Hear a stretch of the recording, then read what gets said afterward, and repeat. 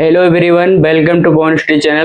इस वीडियो में आपका पहला अध्याय कंप्लीट हो जाएगा। तो जिसने भी पहला पार्ट नहीं देखा है तो प्लेलिस्ट में जा करके पहला पार्ट देखिए। ठीक, तो आज मैं इसको ख़त्म करने वाला हूँ। आज का आपका टॉपिक है रासायनिक समीकरण, केमिकल इक्वेशन। तो पढ़ना क्या है, रासायनिक समीकरण क्या होता है। रासायनिक समीकरण, तो देखिए रासायनिक समीकरण को पहले हम समझने के लिए पहले हम एग्जाम्पल लेंगे, उसके बाद हम समझाएंगे। तो ये एग्जाम्पल ये समझिए, मान लीजिए मैग्नीशियम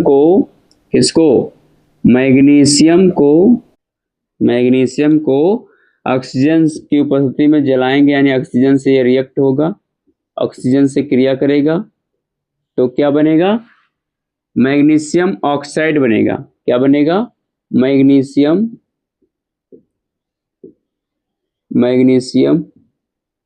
ऑक्साइड बनेगा। मैग्नीशियम ऑक्साइड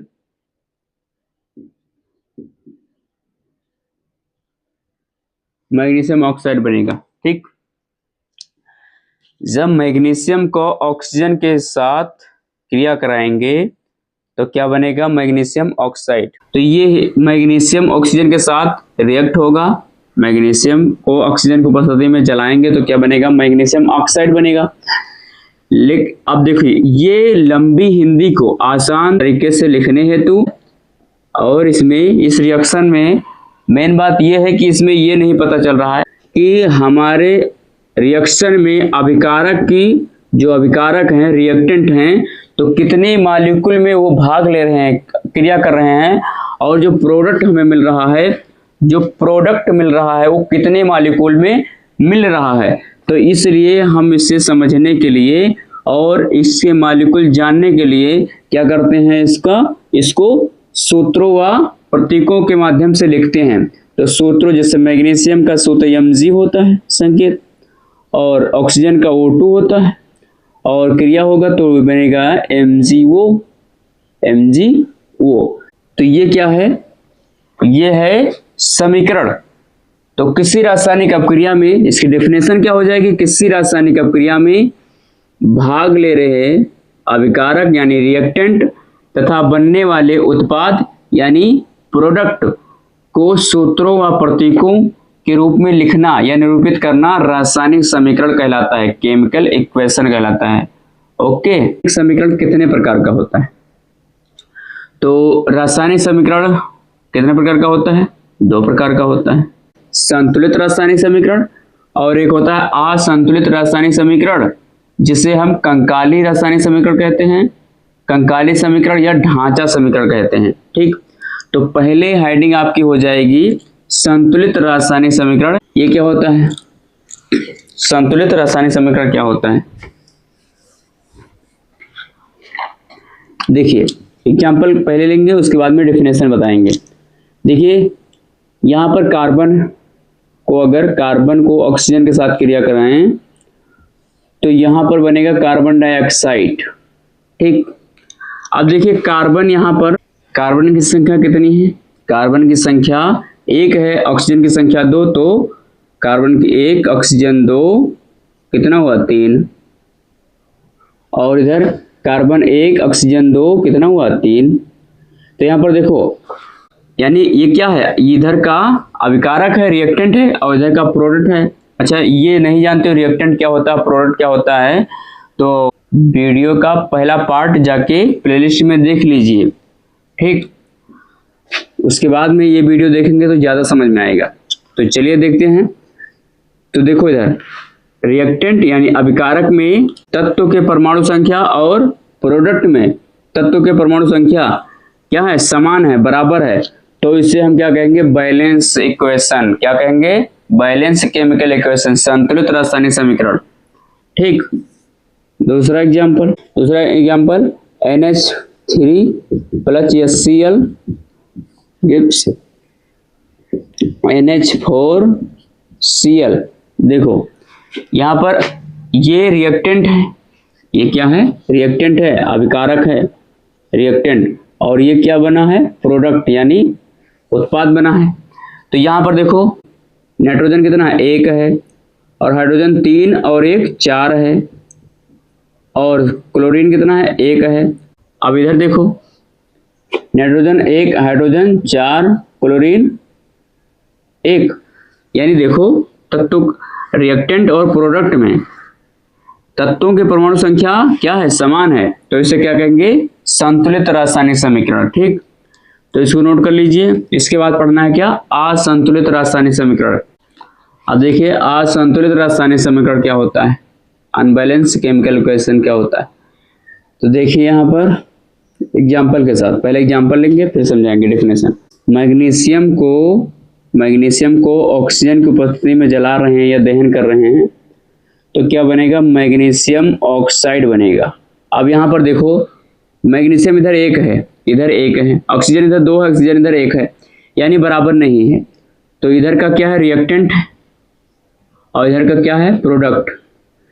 तो वह समीकरण जिसमें रिएक्टेंट के तत्व परमाणु की संख्या, रिएक्टेंट में यानी अभिकारक में तत्वों के परमाणु संख्या उत्पादों में तत्वों के परमाणु संख्या के बराबर नहीं होती है, समान नहीं होते हैं, तो उसे क्या कहते हैं, असंतुलित रासायनिक समीकरण, या ढांचा समीकरण भी इसको बोलते हैं, और कंकाली समीकरण भी इसको बोलते हैं। तो इसके डेफिनेशन क्या लिख सकते हो, वह समीकरण जिसमें अभिकारक के तत्वों के परमाणु संख्या तथा उत्पाद में तत्वों की परमाणु संख्या बराबर नहीं होती है, तो उसे क्या कहते हैं, असंतुलित रासायनिक समीकरण। इसे कंकाली या ढांचा समीकरण भी कहते हैं। नोट कर लीजिए। इसके बाद में नोट कर लीजिए दूसरा एग्जाम्पल ले ले। दूसरा एग्जाम्पल जैसे H2 अगर ऑक्सीजन के साथ मिलेगा तो क्या बनेगा, H2O बनेगा। अब यहाँ पर देखो हाइड्रोजन 2 है, इधर हाइड्रोजन 2 है, ऑक्सीजन 2 है, ऑक्सीजन इधर 1 है। तब क्या करते हैं, देखो यहाँ पर ये भी तो असंतुलित है, इधर का रिएक्टेंट एंड प्रोडक्ट में तत्वों की परमाणु संख्या बराबर नहीं है, तो ये कंकाली समीकरण या ढांचा समीकरण है, या फिर इसे असंतुलित रासायनिक समीकरण कह सकते हो। तो अब जैसे ये असंतुलित है तो असंतुलित इसको ऐसे नहीं छोड़ना है। असंतुलित में अगर है तो उसको असंतुलित में पता नहीं चलेगा कि हाइड्रोजन कितनी मात्रा में है और ऑक्सीजन कितनी मात्रा में है, तो कितनी मात्रा में प्रोडक्ट बनेगा ये पता नहीं चल रहा है इसे। तो इसको असंतुलित को हम क्या करते हैं, संतुलित करते हैं। तो संतुलित करने की विधि भी होती है। तो अब हेडिंग यही है कि कंकाली समीकरण को संतुलित करने की विधि। तो इसको मिटा रहे हैं, लिखना क्या है, तो असंतुलित रासायनिक समीकरण से संतुलित करने की विधि कितनी है, 4 हैं। कितनी है, 4। पहली विधि क्या है, जांच एवं त्रुटि विधि। जांच एवं त्रुटि विधि इसे अनुमान विधि कहते हैं या हिट एंड ट्रायल विधि भी कहते हैं। दूसरी विधि है आंशिक समीकरण विधि, और तीसरी विधि है संयोजकता विधि। तीसरी विधि संयोजकता विधि है, और चौथी विधि है आयनिक समीकरण विधि। तो इसमें आपके सिलेबस में केवल जांच एवं त्रुटि विधि दिया है, और 3 विधि जो है वो नेक्स्ट क्लास में आप उच्च क्लास में पढ़ेंगे। तो इस यहाँ पर हम जांच एवं त्रुटि विधि से या अनुमान विधि से या हिट एंड ट्रायल विधि से हम क्या करेंगे, असंतुलित समीकरण को संतुलित करेंगे। संतुलित करने के कितने नियम, 4 नियम। क्या करना है, इसका नियम ऐसे समझना है। आपके एनसीईआरटी सिलेबस में एक एग्जाम्पल दिया है कि अगर आयरन की क्रिया किससे कराएं, आयरन की क्रिया जल के साथ कराएंगे, आयरन जल के साथ क्रिया करेगा तो क्या बनाएगा, Fe3O4 प्लस H2 बनाएगा। ठीक, हाइड्रोजन गैस बनाएगा। अब देखिए यहाँ पर ये असंतुलित रासायनिक समीकरण, देखो आयरन इधर कितना 3, इधर 1, हाइड्रोजन इतना 2, इधर 2, हाइड्रोजन तो ठीक, ऑक्सीजन 2, ऑक्सीजन यहाँ पर 1 है, ऑक्सीजन इधर 4 है। ये असंतुलित रासायनिक समीकरण है। तो इसको क्या करना है, इसको संतुलित करना है। इसको क्या करना है, संतुलित करना है। तो कैसे करेंगे संतुलित, तो इसके नियम है। पहला नियम क्या है, पहला नियम ये है कि इसमें कुछ नहीं करना है, इसके अभिकारक व उत्पाद में तत्व हैं या अणु हैं, उनको क्या करना है, एक बड़े बॉक्स में बंद कर देना है। क्या करना है, पहला उस तत्व के या अणुओं के चारों ओर क्या बनाते हैं, अणुओं को एक बड़े बॉक्स बनाकर बंद कर देते हैं, कुछ नहीं करते हैं। पहला नियम ये क्या है, बंद करना, बॉक्स बनाकर। दूसरा नियम है कि अभिकारक यानी रिएक्टेंट और प्रोडक्ट में तत्वों की तथा उनके परमाणु संख्या की क्या करते हैं, सूची बनाते हैं। तत्वों का व उनके परमाणु संख्या का सूची बनाते हैं। तो सूची कैसे बनाएंगे, दूसरा नियम क्या है, सूची बनाते हैं कैसे। पहले इधर देखो, इधर क्या है, ये है अभिकारक रिएक्टेंट, इधर का क्या है, प्रोडक्ट उत्पाद है। तो रिएक्टेंट एंड प्रोडक्ट की सूची बनाते हैं। कैसे सूची बनेगी, पहले लिखेंगे तत्व, क्या लिखेंगे, तत्व। उसके बाद में लिखेंगे अभिकारक, क्या लिखेंगे, उसके बाद में लिखेंगे अभिकारक लिख सकते हो, या फिर इस अभिकारक लिख सकते हो, या फिर इसको लेफ्ट हैंड साइड लिख सकते हो, यानी इधर का बाएं तरफ का, लेफ्ट हैंड साइड बाएं तरफ का, बाईं ओर का। और उसके बाद लिखेंगे उत्पाद, क्या लिखेंगे, उत्पाद, प्रोडक्ट, या फिर इसको राइट हैंड साइड लिख सकते हो, दाईं ओर का, दायां पक्ष।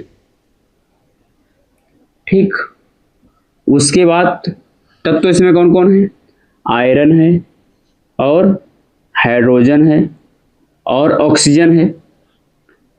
तीन ही तत्व मिलकर रिएक्शन कर रहे हैं, तीन तत्व के अलावा चौथा नहीं है। तो अब इनकी संख्या लिखना है। तो रिएक्टेंट में आयरन कितना है, एक है, कितना है, एक है। हाइड्रोजन कितना है, दो है। और ऑक्सीजन कितना है, एक है। उसके बाद में प्रोडक्ट में देखो, आयरन कितना है, तीन है। और हाइड्रोजन कितना है,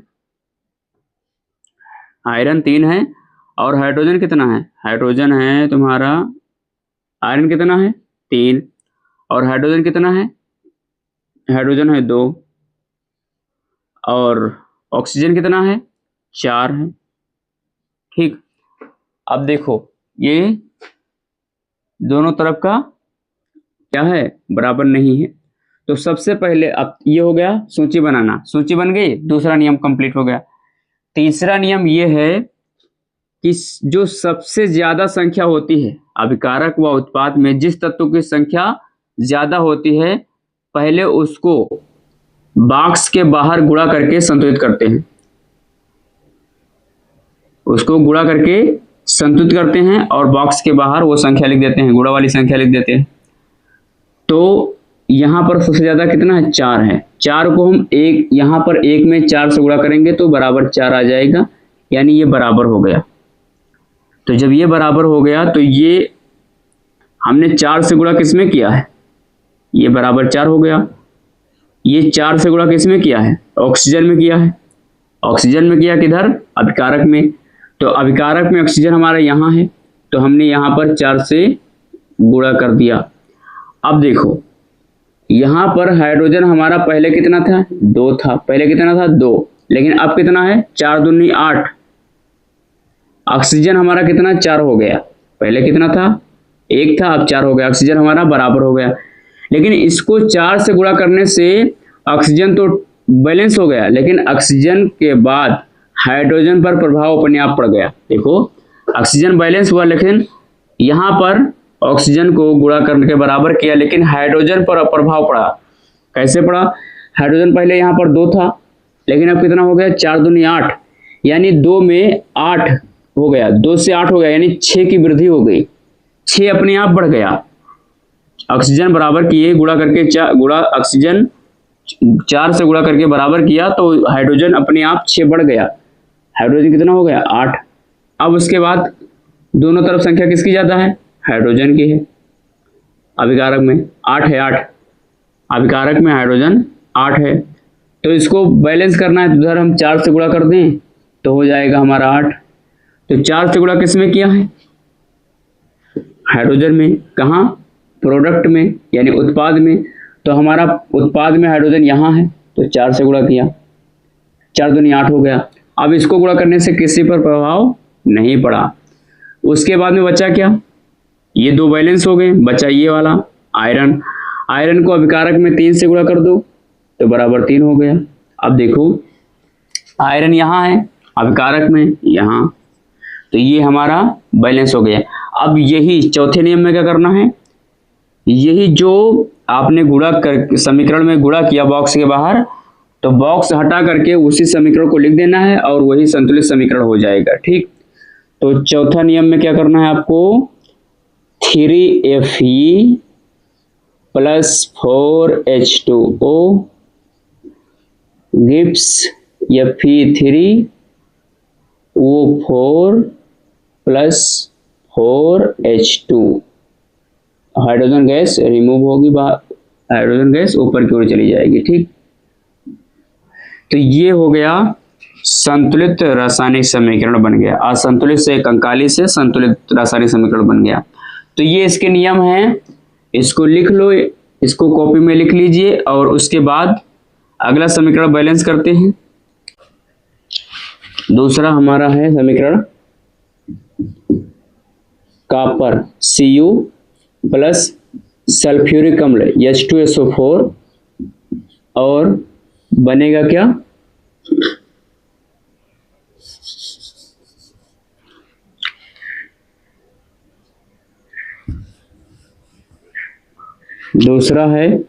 दूसरा समीकरण असंतुलित है जो कि संतुलित करना है। कॉपर प्लस सल्फ्यूरिक अम्ल या गंधक अम्ल H2SO4 बनेगा क्या, CuSO4 copper sulphate plus sulphur dioxide plus H2O plus पानी जल H2O। ठीक,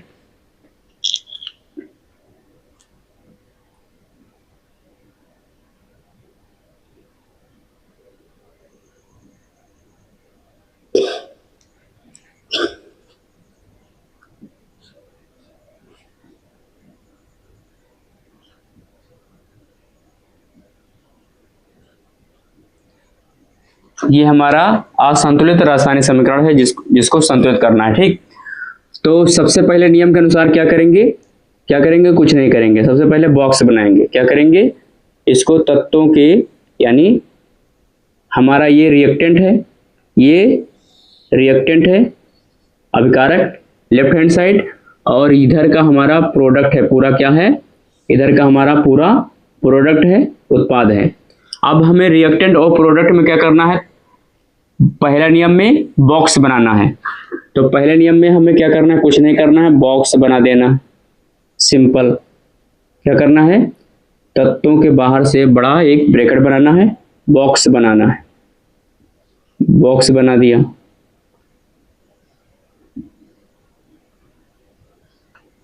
बॉक्स बना दिया। उसके बाद दूसरा नियम के अनुसार क्या करना है कि तत्वों में अभिक्रिया में रिएक्टेंट एंड प्रोडक्ट के तत्वों की सूची बनाना है, तत्वों की संख्या की सूची बनाना है। लेफ्ट हैंड साइड और राइट हैंड साइड में सूची बनाना है। तो हमें सूची बनाएंगे तो पहले हम क्या लिखेंगे, एलिमेंट तत्व, और उसके बाद में क्या लिखेंगे, रिएक्टेंट यानी अभिकारक, या लेफ्ट हैंड साइड भी लिख सकते हो, अभिकारक रिएक्टेंट, या यहाँ पर तुम रिएक्टेंट की जगह पर लेफ्ट हैंड साइड भी लिख सकते हो, और रिएक्टेंट लिख दो, कोई जरूरत नहीं लेफ्ट हैंड साइड की। और ये फिर क्या लिखना है, तो उत्पाद प्रोडक्ट, क्या करना है, उत्पाद को लिखना है, प्रोडक्ट। ये बन गया तत्वों की सूची। अब इसमें क्या लिखना है, संख्या, तत्वों की संख्या दर्शाना है, तत्व और तत्वों की संख्या दर्शाना है। तत्व कौन कौन है, देखो कॉपर है, हाइड्रोजन है, और कॉपर, हाइड्रोजन, और क्या है, सल्फर है, और क्या है, ऑक्सीजन है। ये 4 तत्व हैं, 4 तत्व ही मिलते हैं और इतने प्रोडक्ट, 3 प्रोडक्ट बनाते हैं। ठीक, तो यहां पर क्या 4 तत्व हैं। तो अब हमें क्या इनकी संख्या दर्शाना है। तो रिएक्टेंट में कॉपर कितना है, 1 है, और रिएक्टेंट में हाइड्रोजन कितना है, रिएक्टेंट में हाइड्रोजन कितना है, 2 है। और रिएक्टेंट में सल्फर कितना है, 1 है। रिएक्टेंट में ऑक्सीजन कितना है, 4 है। इधर देखो रिएक्टेंट में हो गया, उसके बाद में प्रोडक्ट यानी उत्पाद में कॉपर कितना है, 1 है। और प्रोडक्ट में कॉपर कितना है, 1 है। और प्रोडक्ट में फिर दूसरा नंबर क्या, हाइड्रोजन। तो प्रोडक्ट में हाइड्रोजन कितना, हाइड्रोजन देखो यहाँ पर हाइड्रोजन 2 है, तो हाइड्रोजन हमारा 2 है। अब प्रोडक्ट में सल्फर कितना है, प्रोडक्ट में सल्फर 1 और 1 2 सल्फर है। और प्रोडक्ट में ऑक्सीजन देखो 4 और 2 6 और 1 7 है। कितनी है, 7 है। ये हो गया, तत्वों की सूची हो गई। अब तीसरा नियम क्या है, तीसरा नियम में ये है कि जिसमें सबसे ज्यादा होते हैं परमाणु उसको पहले हम गुणा मल्टीप्लाई करके संतुलित करते हैं, बॉक्स के बाहर मल्टीप्लाई करते हैं फिर संतुलित करते हैं। तो हमारा सबसे ज्यादा संख्या ये है, लेकिन ये 7 है, विषम है, तो क्या करेंगे, यहाँ पर गुणा करने से आता नहीं है, तो इसको क्या करेंगे, 7 है तो 7 को ऐसे लिखा रहने दो। उसके बाद वाली विषम संख्या आती है तो उसको लिखा रहने दो, उससे बाद में हम जो संख्या उसको संतुलित करो। तो उसके बाद में तो ये तो संतुलित है और ये संतुलित है, उसके बाद में 2, तो 2 को पहले संतुलित कर लो, 2 को संतुलित होगा। अब हमने 2 से गुणा किया किसमें, सल्फर में, तो हमारा रिएक्टेंट में सल्फर कहाँ, यहाँ पर, तो इसको हम 2 से बाहर गुणा कर देंगे। अब देखिए प्रभाव किस पर पड़ा, तो जब 2 से गुणा करेंगे तो रिएक्टेंट में प्रभाव किस पर पड़ा, ऑक्सीजन पर पड़ा, और प्रभाव किस पर पड़ा, हाइड्रोजन कितना था, 2 था। अब यहाँ पर हो गया 4, 2 दूनी 4, यानी 2 में 2 अपने आप बढ़ गया, यानी सल्फर में गुणा करने, सल्फर के लिए गुणा करने पर हाइड्रोजन अपने आप 2 बढ़ गया, 4 हो गया। अब देखो ऑक्सीजन कितना हो गया, 4 दूनी 8, और पहले कितना था, 4 था, लेकिन अब कितना हो गया, 8। पहले कितना था, 4, लेकिन अब हो गया 4 दूनी 8, कितना बढ़ा, 4 बढ़ गया अपने आप, 8 हो गया। अब इधर देखो, अब कौन संख्या ज्यादा है, इसमें 8 है और इसमें इधर 4 है, तो ये तो सम विषम है, इसको पकड़ो 4 वाला, तो 4 को हम इधर गुणा करेंगे, यहाँ पर 4 है तो 4 को हम पहले क्या करेंगे, गुणा करके संतुलित कर लेंगे। तो यहाँ पर 2 से गुणा कर दें तो 4 हो जाएगा। तो 2 से हमने प्रोडक्ट में किसको किया है, हाइड्रोजन को, तो प्रोडक्ट में हाइड्रोजन हमारा यहाँ पर है, इसको 2 से गुणा कर दिया। अब देखो इसको जब 2 से गुणा किया तो हाइड्रोजन तो संतुलित हो गया, लेकिन ऑक्सीजन 1 था पहले और 1 बढ़ गया, तो ऑक्सीजन हमारा प्रोडक्ट में कितना बढ़ा, 1 बढ़ गया। 7 पहले था तो यहाँ पर 1 बढ़ गया तो हो गया 8। देखो ये बिना संतुलित किए अपने आप संतुलित हो गया, ये विषम वाली संख्या बिना संतुलित किए अपने आप हो गया, ठीक। अब उसके बाद में क्या बचा, ये संतुलित होगा पूरा, 1 1 4 4 2 2 और 8 8 पूरा है। तो अब संतुलित हो गया, तो उसी को हम क्या लिखेंगे, बाद में लिख देंगे। तो हमारा क्या हो गया, Cu plus 2H2SO4 gives CuSO4 और प्लस SO2 प्लस 2H2O, ये हमारा संतुलित समीकरण हो गया, ठीक। तीसरा समीकरण, इसको मिटा रहे हैं।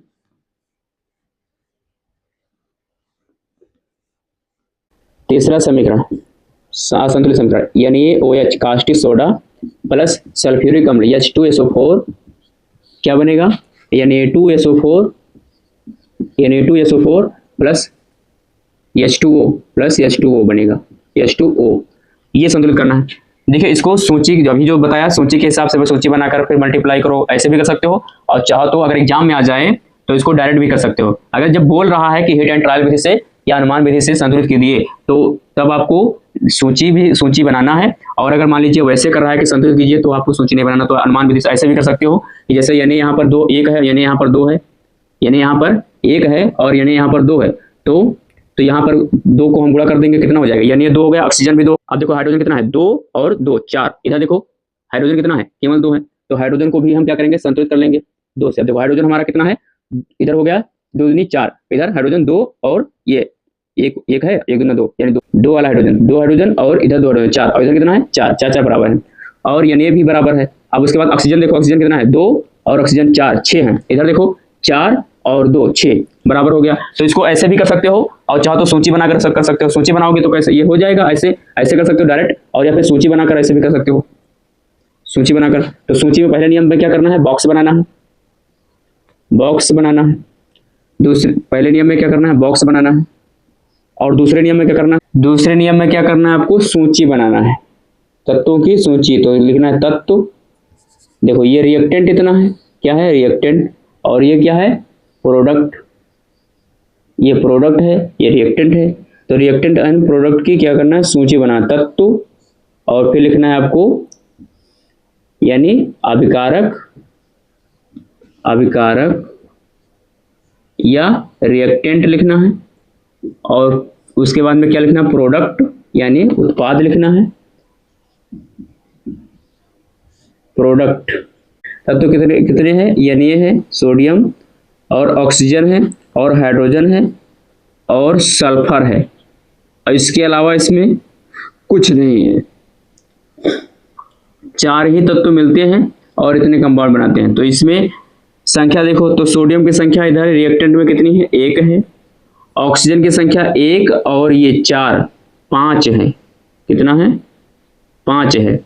और हाइड्रोजन की संख्या देखो 2 और 1 3 है। सल्फर की संख्या कितनी है, 1 है, ठीक। और इधर देखो सोडियम की संख्या कितनी है, 2 है। और उसके बाद ऑक्सीजन की संख्या इधर 5, उधर कितना है, ऑक्सीजन 4 और 1 5। और फिर उसके बाद में हाइड्रोजन कितना है, 3, और इधर 3 है, उधर कितना है, हाइड्रोजन 2 है, कितना है 2 है। और उसके बाद इधर सल्फर कितना है, सल्फर इधर 1 है, उधर कितना है, सल्फर 1 है। अब इसको देखो, यहाँ पर ये बराबर है, ये विषम है, ये बराबर है, ये नहीं बराबर, सम है। तो इसको पहले करना है, किसको करना है, 2 को। तो 2 को हमने यहाँ से गुणा कर दिया 2 से, तो ये हो जाएगा 2 बराबर, ठीक। तो हमने गुणा किया है अभिकारक में यानी रिएक्टेंट में सोडियम को, रिएक्टेंट में सोडियम हमारा यहाँ है, तो रिएक्टेंट में सोडियम को 2 से हम गुणा करेंगे बाहर। अब देखो इसको गुणा करने से प्रभाव पड़ा ऑक्सीजन पर और हाइड्रोजन पर। तो यानी तो 2 हो गया, लेकिन ऑक्सीजन भी 1 बढ़ गया, यहाँ पर 1 था 1 बढ़ गया। तो ऑक्सीजन हमारा 4 और 1 5 था, और 1 और बढ़ गया, तो 5 1 बढ़ा तो कितना हो गया, 1 की वृद्धि हुई तो हो गया 6। और हाइड्रोजन इधर कितना था, 1 था, इधर इसमें 1 था तो 1 और बढ़ गया, तो इसमें टोटल कितना था, 2 और 1 3 था, लेकिन यहाँ पर 1 और बढ़ गया तो हो गया 3 और 1 बढ़ गया तो हो गया 4, हाइड्रोजन 4 हो गया। अब उसके बाद में क्या करना है, तो यहाँ पर 2 बराबर है, ये 6 है और ये 4 है, तो ये विषम है, इसको 4 वाले गुणा करो। तो 4 वाले को हम इधर 2 से गुणा कर दे तो हो जाएगा 4। तो हाइड्रोजन को प्रोडक्ट में हमने 2 से गुणा किया है, तो हाइड्रोजन हमारा प्रोडक्ट में यहाँ है, तो हाइड्रोजन को प्रोडक्ट में हम 2 से गुणा कर देंगे, 2 से गुणा कर देंगे तो हो गया,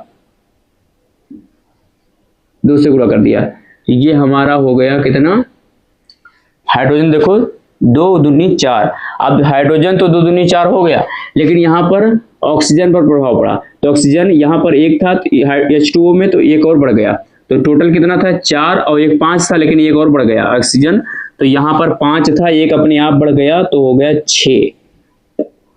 अब उसके बाद में देखो बैलेंस कौन कौन है, 2 2 बराबर 6 6 बराबर 4 4 बराबर 1 1 बराबर, तो ये हमारा संतुलित समीकरण हो गया। तो जो ब्रैकेट को हटा करके वही लिख दो, क्या 2NaOH plus H2SO4 gives Na2SO4 plus 2H2O, ये हमारा संतुलित समीकरण हो गया। तो ऐसे भी सूची बनाकर भी कर सकते हो और डायरेक्ट भी कर सकते हो।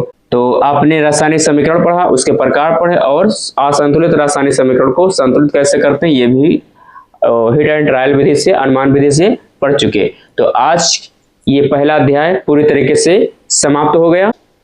आज के लिए इतना ही।